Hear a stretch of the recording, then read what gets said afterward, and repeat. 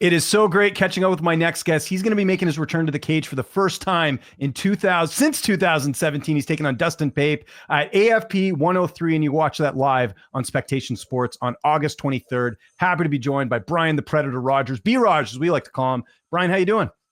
I'm doing well. I'm doing well. It's good to see you. Yeah, it's good to see you too. I mentioned it, their first fight since March of 2017, but I know this is more than just you getting in the cage and coming out of retirement and taking this fight. You're fighting for something a lot more. So I wanted to give you the floor here to kind of talk about that, which has a lot to do with single parent rights. Yeah, man. Tomorrow's not promised, and I got divorced a couple years ago, and at the time, life is transitioning. I signed a really bad parenting agreement that it's expired several years ago, but I've had a lot of trouble getting my ex-wife to come to new terms to be able to spend time with my kids, and I have to spend all my time with my kids in her presence and capacity, which is ridiculous because there's a lot of people around the world that can speak for my character. And I have never been violent to anyone outside of a paid cage on television. You know what I mean? Exactly. Yeah. And so it's unfortunate. And so for the past year, I've been trying to get my financial house in order to get things together for court, lawyers, whatever it may take, because I'm a really good communicator. I'm a person who has a lot of empathy for people, and I completely understand my ex-wife's position and her challenges and things like that, and just want to come to a resolution that makes sense. But there's a lot of just frankly, control and narcissism, I believe, coming from that side. And so I've been over the last 12 months kind of been documenting my journey and preparing just things that have happened. We document everything through Talking Parents, which is an app that people use to communicate, and getting together my case. And so around this time, through this past year, I've just been documenting my journey as an athlete, as a fighter, as a father, and I'm in the process of making a short film, and the fight's a part of that. Okay, great. So how did it come together with you fighting for AFP? Obviously, you're from Ohio originally. Mm-hmm. I know you were telling me off air you're still going back and forth between Ohio and Denver. Yeah. Take me how did this come to fruition with this fight? Yeah, so I was in Ohio last summer, and I came to just train and hang out, and I had a family member having surgery, and I happened to be in town when Cage Thunder, another Ohio-based MMA organization, was having a show. And I went to that show, and AFP's founder and president, Dave Yaney, used to be a sponsor for Cage Thunder. And at the time, kind of going into it, I was talking with my buddy, Randy Jarvis, who's the CEO of Cage Thunder, and we were trying to get some stuff done, and just weren't able to come to fruition. Around the same time, David and AFP were starting to get going. Nicole Castillo is a friend of mine. He's the matchmaker. So I ended up just kind of working out in that regard. But the plan all along was to do it in Northeast Ohio and just find the right event, situation, and circumstances to make it happen. Originally, I thought it was going to be the Cage Thunder, but just American Fight Promotions ended up being the best opportunity. Good. What's been the feedback like since you announced this? I saw, you have a big network. I've always known this about you, and that, you have obviously your MMA side of things, then you have your professional side as well. I was kind of looking on social media before you hopped on this interview. It seems like a lot of people are rooting for you and just the cause itself. So what's that been like going into this fight and feeling all that support?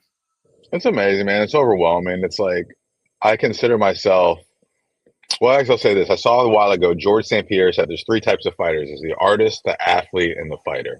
And he has a thing about that. And I think when I came into the game, I was definitely a fighter. I was an athlete who was fighting, and sometimes just a fighter, you know what I mean? And now I feel like I'm in my artist zone. And if you look at the history of artists and people, they usually create to process pain. Sometimes it's music, sometimes it's theater, sometimes it's paint, drawings, or whatever. And I definitely feel that way in my entrepreneur status. I feel like more like an artist than an entrepreneur, because at 41 years old, taking on this camp and doing all the things has not been the best financial decision I've ever made. Right. Yeah.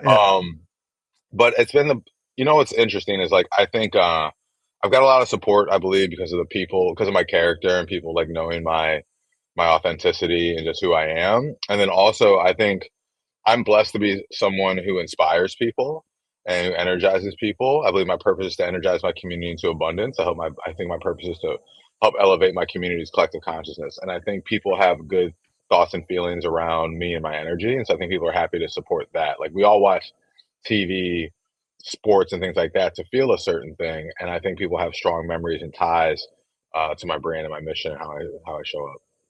Well said. Let's talk about Dustin Pape, 12-fight veteran. What do you know about him? How do you feel like you matched up against him here? I feel good about it. What's interesting is, he took some time off as well. He's had one fight in 2025. He lost by guillotine. I could only find two two fights on him, both very early in his career. He's from Indiana. He's southpaw. He's gonna come strong and tough. I think he's gonna try to box and wrestle me and take me down. That's my opinion.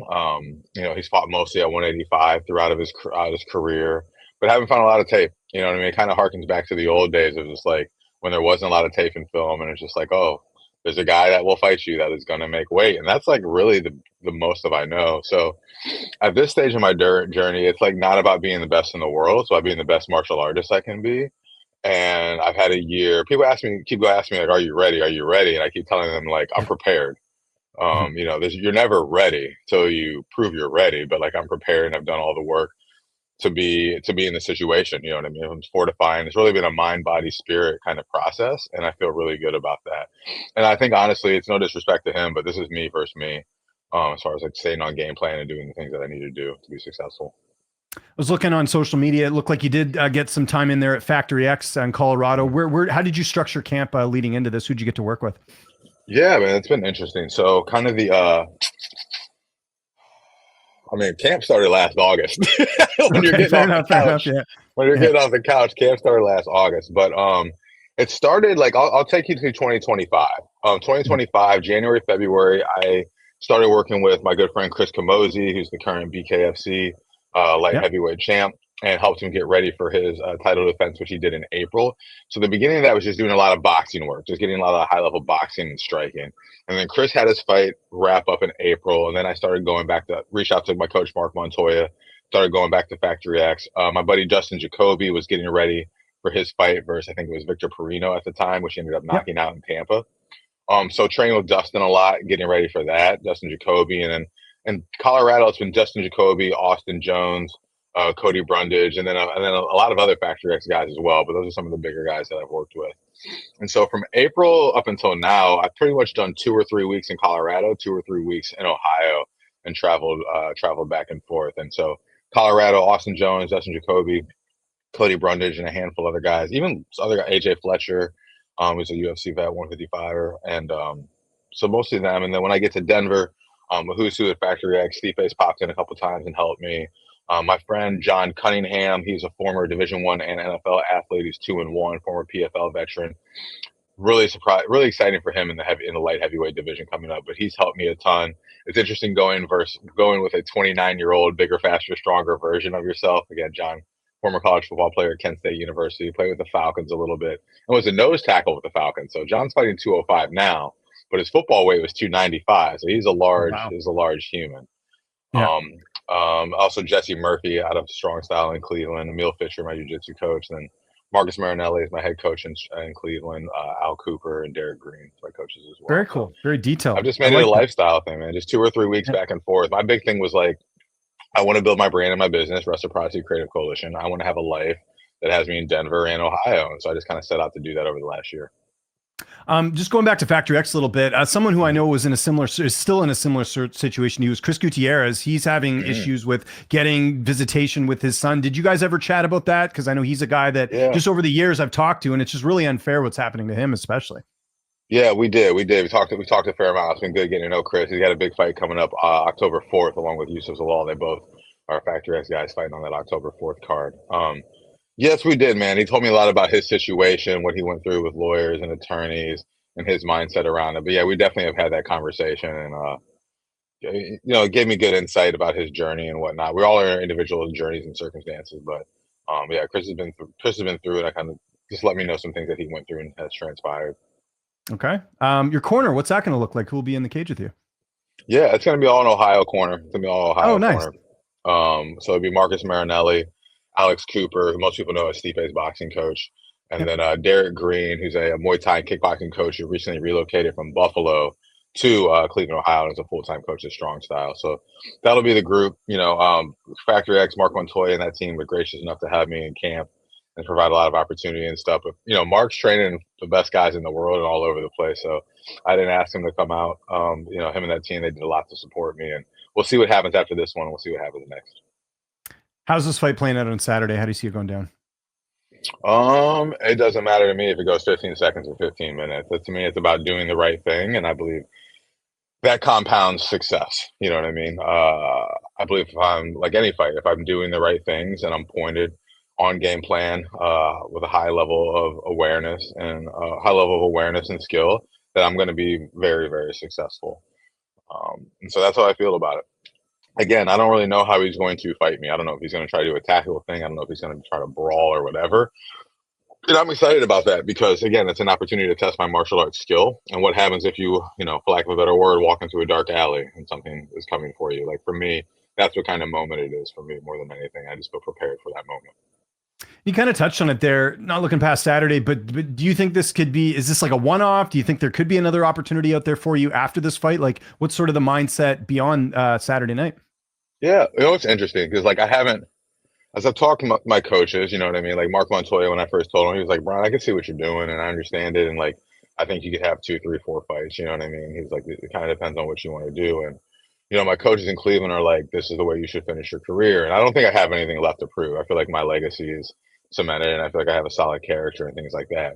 But that said, 2 things interest me. One is like, how is your martial arts skill set test? And I'm not like out there like, this Dustin Pape's 34 years old. You know what I mean? I'm not hunting 27, 28-year-olds and trying to like prove that point. I think my days of trying to compete with the best in the world are done. But I'm interested in fighting people over 40. In my perfect world, so if I could imagine anything to happen, we'd find the right organization and we'd look up Ang and Law Sang. He just turned 40, former 1FC 2-time champ.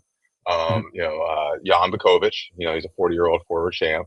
I'd love to fight Alexander Shemenko again. We would do a 4-man tournament, baddest man over 40, and that would be the fight. And like that interests me from like a martial artist perspective. It's like who's around that's still in my era and is still doing it, and how can we test against each other? So like my perfect world, like that's what it would be. It would be those 3. Those are 3 people who I respect. Jan Bakovic a lot, Ang and Law Sang a lot. Like just fans of them as martial artists. I don't like Alexander Shemenko at all as a person. I'm still upset from him pulling my hair, which cost me the fight in 2012, and the ref didn't call that. But it would have to be a big fight and be something interesting like that. Like, you have to calculate the cost of fighting, and this has been a personal mission and journey, and I've spent a lot of money here in the process, and I've been blessed to have some friends, family, and sponsors and support and help me and whatnot. But stranger things have happened. I think, obviously I've sat on the couch for a while. I haven't fought for 8 years, but as I watch fights and I train with guys at a high level, I'm like, I know there's people I can be competitive with.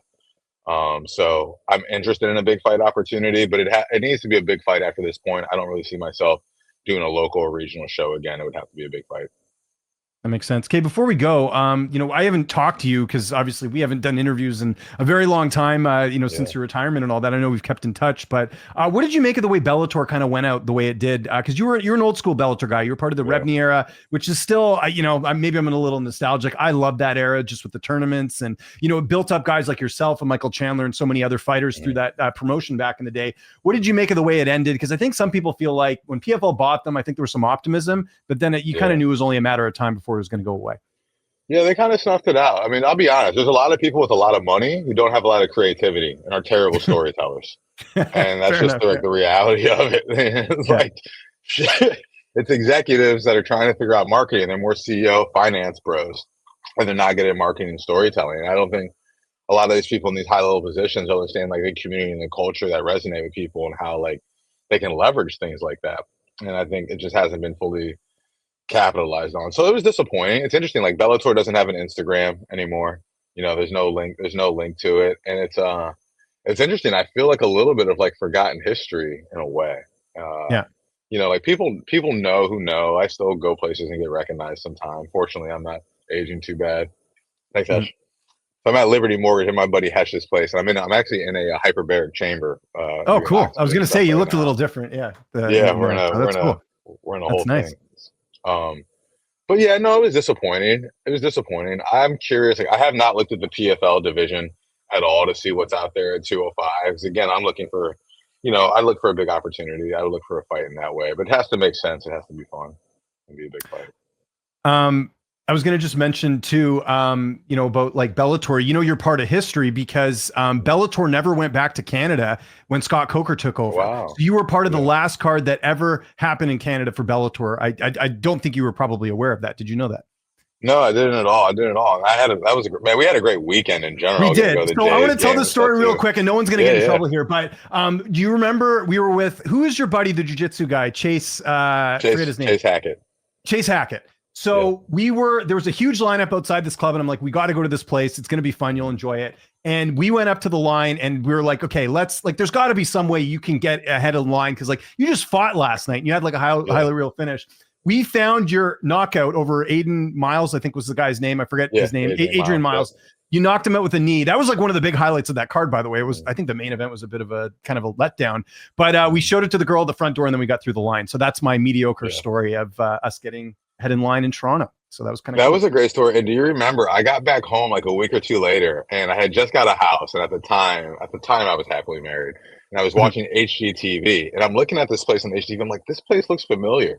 And there was a show on HGTV where they met at the restaurant, bar, and lounge that we had went to. Oh, that's right. I texted you, and I was like, "Hey, isn't this the place?" And you're like, "That is."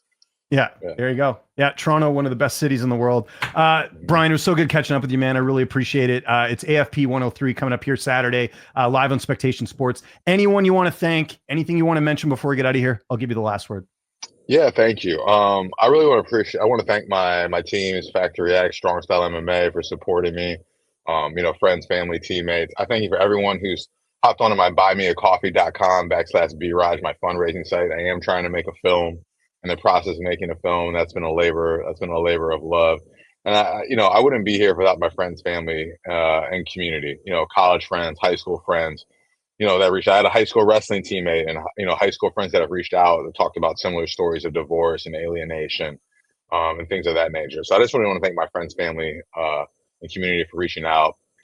Sponsor wise, Advanced Sports Lab, they do a lot of major blood testing for people. They were gracious and kind enough to sponsor me. And then there's a new brand I'm working with called Launchpad Athletics, which seeks to be like a holistic development for high school sports and youth athletes in terms of mind, body, fitness, personal development, wellness, and overall support there. And so those are like some of my sponsors. And then you're going to also on my short see some just brands that I've worked with and my own brand as well. But just thank you to my friends, family, community, everybody who's liked, followed on social media. Don't feel bad if you weren't able to like financially support to the campaign. There's a lot going on in the world right now. I feel like the dollar is shrinking more and more for everybody, and everyone's got a lot of things going on. But like sharing my story, telling people about me is very, very helpful, and I just appreciate that from everyone.